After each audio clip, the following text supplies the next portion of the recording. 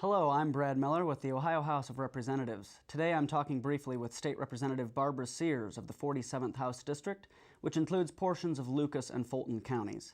Representative Sears serves as the Majority Floor Leader and recently introduced House Bill 3, legislation that deals with health insurance exchanges. Representative, thanks for sitting down with us today. Thank you. Now, you've been working very closely with this issue and with House Bill 3, but briefly before we get started with that specifically, can you explain exactly what a health insurance exchange is? Sure. Probably just the simplest way to say it's a private marketplace of insurance carriers. Unlike what you normally think of as a marketplace of insurance carriers, with the Affordable Care Act, it actually conforms the carriers to a very specific level of benefits, rules, eligibility. But essentially, it's any carrier that can meet those rules and eligibility requirements can be part of an exchange. Okay, and who qualifies for an exchange? Virtually any Ohioan will qualify for an exchange, with the floor being at 100% of poverty and up. And now getting into the House Bill 3, which you've co-sponsored, it deals with navigators. And Right. in simple terms, can you explain what a navigator is? Sure. A navigator, quite simply, is the feet on the ground to get out information on the exchange and on the insurance coverages that are available through there. So we will be looking to our navigators to help with educating folks on what's available to them, getting out there and getting them plan information that they can look at so they understand plan options, network options, coverage, all of those kind of things that are in the plan.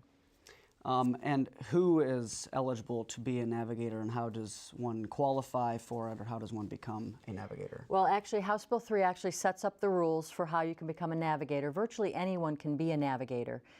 They simply need to do some education and comply with some of the rules that we're going to require through the Department of Insurance. Some of those rules are going to be education on exactly what the plans are, what the rules are with the plans, but then also, because they're dealing directly with public, we want to make sure that they have background checks, that there's no conflict of interest involved, all the consumer protections you would expect us to be abiding by.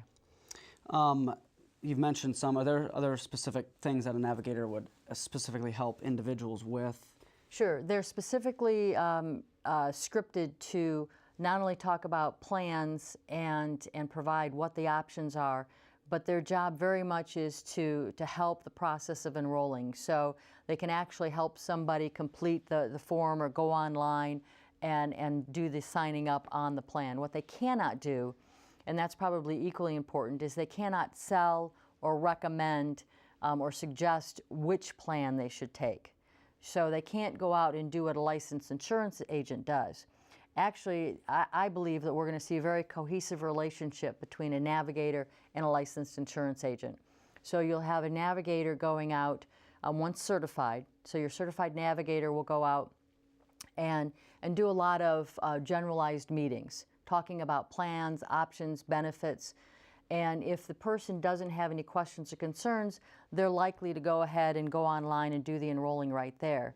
But at the point that an Ohioan would say, well, now wait a minute, which is best for me? What's more suited towards my specific needs? At that point, the navigator would then hand off to a licensed insurance agent. And the reason for the firewall between the two is it protects the consumer. Navigators, by federal rule, we're not allowed to require that they have errors and omissions coverage and that they have levels of liability protection. So if misinformation is provided, there's no ability for that resident to then become whole from any harm that's caused. Licensed agents, all the carriers mandate that we carry E&O coverage, errors and omissions coverage, and liability coverages. So that's the reason why you want to make sure you're protecting consumers, but you're also doing the best you can to get the information out. And if our viewers want to learn more about this issue, what resources are available to them? There's a couple things they can do. They can simply Google navigators. They could Google House Bill 3. They could go to our Legislative Services website, which is lsc.state.oh.us, and find additional information out. And specifically to your office, if they might have questions, Absolutely. people in your district, what are some ways they can contact you? They can certainly email me through my state, which is barbara.sears@ohiohouse.gov, or they can call the office at 614-466-1731. So certainly an issue that affects everyone in Ohio Absolutely. and will be focused on here in the 130th General Assembly. Representative, thanks for sitting down Thank with you. us today. Thank you. To learn more about this topic, contact Representative Sears' office. Her contact information, once again, is located at the bottom of the screen. I'm Brad Miller. Thanks for watching.